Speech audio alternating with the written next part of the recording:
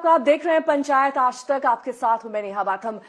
लगातार हमारे साथ पंचायत आज तक में बेहद खास मेहमान जुड़ते रहे हैं और इसी कड़ी में शामिल हुए हैं आरएलडी के अध्यक्ष जयंत चौधरी जी। जयंत जी, बहुत बहुत स्वागत है आपका। और सबसे पहला सवाल आपसे यही कि चुनावी तारीखों का ऐलान हो चुका है और उसके बाद आज तक को आप सबसे पहला इंटरव्यू भी दे रहे हैं। ऐसे में इसी श्रृंखला में हम ये जानना चाहेंगे कि अब आरएलडी की क्या तैयारी है, क्योंकि जिस तरीके से 58 सीटों में पहले चरण में मतदान होने, उसमें पिछली बार पूरी तरीके से दबदबा बीजेपी का रहा था। दो सीट बीएसपी, एसपी और एक सीट आपकी आई थी। लेकिन अब की बार कैसे चुनावी ताकत झोंकेंगे, वहां पर क्या है एजेंडा? लोकतंत्र का हम कह सकते हैं सबसे बड़ा पर्व है। जनता को एक मौका है। 5 साल हमें जूझना पड़ता है, लड़ना पड़ता है, संघर्ष करना पड़ता है, सड़क पर जाना पड़ता है। ये समय उनका है, मतदाताओं का। मुझे इस बात को लेकर काफ़ी उत्साह है और उम्मीद है कि इस बार उत्तर प्रदेश की जनता एक सकारात्मक फैसला लेगी, निर्णय लेगी, और ताकि हम लोग उत्तर प्रदेश में जो करना चाहते हैं, जिस तरह का परिवर्तन उत्तर प्रदेश में होना चाहिए, जिस तरह का विकास होना चाहिए, हर वर्ग और समाज के साथ मिलकर उत्तर प्रदेश का निर्माण होना चाहिए, उस ओर हम चलेंगे। जिस तरह के हमने कार्यक्रम किए और जो जिन मुद्दों को लेकर हम चले हैं, बहुत बड़ा समर्थन हमें लगातार मिल रहा है और इसलिए मैं आश्वस्त हूं कि नतीजे भी उस तरह से आएंगे। 2012 और 2017 9 सीट से आरएलडी 1 सीट पर आ गई। क्या वजह मानते हैं कि इस तरीके का जो ये डिक्लाइन आया आपकी सीट में, क्यों था? देखिए, ऐसा नहीं है कि हमसे कोई विशेष नाराजगी थी। कि कभी कभी होता है कि डिक्लाइन आता है जब आप नेताओं पे जनता का विश्वास टूट जाता है या कमजोर हो जाता है या कुछ खामियां आती हैं सिस्टम में। ऐसा नहीं था। कुछ घटनाएं ऐसी थीं जिससे सब कुछ तहस नहस हो गया। जो सामाजिक व्यवस्था थी हमारे क्षेत्र की, वो बिगड़ गई और उसका बहुत बड़ा प्रभाव राजनीति पे भी पड़ा। और वो है कि ध्रुवीकरण की राजनीति, यानी सब मुद्दे भुलाकर भूलकर लोगों को बस ये बताया गया कि आपको इनका इलाज करना है, आपकी समस्याओं की जड़ ये है। तो वो एक तनाव पैदा किया गया, एक रणनीति के तहत हुआ। और जब बड़ी घटना हुई, दंगा हुआ, तो समय लगता है लोगों को उन चीज़ों को भूलने में। लेकिन अब मैं जानता हूं कि जिस तरह के हमने कार्यक्रम किए, भाईचारा जिंदाबाद का नारा देके हमने लोगों को बुलाया, लोग आए। तो यही संकेत है ना कि जब भाईचारा जिंदाबाद की बात वो सुनना चाहते हैं, वो नारा लेकर आपके साथ चलना चाहते हैं, तो कहीं ना कहीं जो दूरियां थी, अब वो दूरियां नहीं बची। भाईचारा जिंदाबाद, क्योंकि आप यही नारे के साथ अब आगे बढ़ने वाले हैं। तो क्या जो खाई थी जाटों और मुस्लिमों के बीच में मुजफ्फरनगर दंगों के बाद, वो अब खाई पट गई है? वो हिंदू और मुसलमान के बीच में थी। सिर्फ एक जाति का उसमें कोई सवाल नहीं था।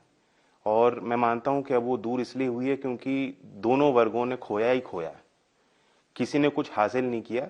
जैसा हमेशा होता है दंगा फसाद में, कोई लाभ किसी को मिलता नहीं है। जो चुनिंदा लोग होते हैं जो इस तरह की चीज चाहते हैं, जो भड़काना चाहते हैं और जो फिर फायदा उठा जाते हैं। जिनकी सरकार आई है, स्पष्ट बहुमत जिनको मिला है, कहीं ना कहीं राजनीतिक लाभ दंगे का उनको मिला और लोग इस चीज को देख भी रहे हैं। वहां की अर्थव्यवस्था चरमरा गई। मुजफ्फरनगर का बच्चा जब बाहर पढ़ने जाता था, उसको कोई गेस्ट हाउस में भी किराए पे कोई जगह नहीं मिलती थी दूसरे बड़े बड़े शहरों में। और जैसे ही वो कहता था कि मैं मुजफ्फरनगर से हूं, तो एक तरह से उसको जज किया जाता था। तो कम से कम अब लोग जानते हैं, यूथ जानता है वहां का, और युवा नई सोच लेकर चलना चाहता है। हिंदू मुसलमान के झगड़े में वो नहीं पड़ना चाहता। ध्रुवीकरण की आपने बात करी, क्योंकि ध्रुवीकरण खास तौर पर 2017 के विधानसभा चुनाव में काफी हद तक हावी रहा और उसका असर इस बार भी देखा जा सकता है। क्योंकि जयंत जी, इस बात से आप इनकार नहीं करेंगे कि जिस तरीके से राम मंदिर का निर्माण शुरू हो चुका है, उसके बाद बनारस में भी मंदिर बनाया गया, अब केशव प्रसाद मौर्य ये भी कह रहे हैं कि मथुरा में भी हम मंदिर बनाएंगे। तो इस तरह के जो मुद्दे लगातार सामने आ रहे हैं, उससे कहीं ना कहीं इस बार भी ध्रुवीकरण तो दिखाई देने ही वाला है। मुझे तो बड़ा अटपटा अजीब लगता है कि सरकार से पूछा जाए कि आपकी सबसे बड़ी उपलब्धि क्या है, वो मंदिर मंदिर मंदिर गाते हैं। वो किसी विश्वविद्यालय का नाम नहीं गिना सकते। वे नौकरी जो बेरोजगार हमारे युवा हैं, जिनको बुलाया जाता है कि भर्ती होगी और फिर बैठा दिया जाता है और लौटा दिया जाता है घर कि पेपर लीक हो गया, उनके लिए व्यवस्था में आपने कुछ नहीं किया। तो मेरे लिए तो असल मुद्दे कुछ और ही हैं। तो आपके लिए बेरोजगारी मुद्दा है, आपके लिए महिलाओं को आरक्षण देना मुद्दा है? हमने अपने मुद्दे सबसे पहले घोषित किए और जैसे जैसे समय आ रहा है और पार्टियां भी उन चीज़ों को लेकर चल रही हैं। बिजली की हमने बात कही थी कि किसान और बुनकर का पुराना बिल हम माफ़ करेंगे जो बकाया है, और आगे की दर हाफ करेंगे। अब 5 साल लूट खसोट करके सबसे महंगी बिजली देकर अब जो है वसूली कर कर गरीब लोगों से चुनाव के पूर्व संध्या पे अब यूपी की सरकार भी हमारी भाषा बोल रही है। यूपी की सरकार भी आपकी भाषा बोल रही है, प्रियंका जी भी आपकी भाषा बोल रही हो, कह रही है लड़की हूं, लड़ सकती हूं, इस कैंपेन के साथ वो आगे बढ़ी हैं। यानी कि महिलाओं को कोई भी अछूता नहीं रख रहा है, महिलाओं को सभी साथ लेकर सभी पार्टियां चलना चाहती हैं। करना भी चाहिए, लेकिन सच ईमानदारी से अगर आप मुझसे पूछेंगी, बहुत कम महिलाएं राजनीतिक व्यवस्था में हैं।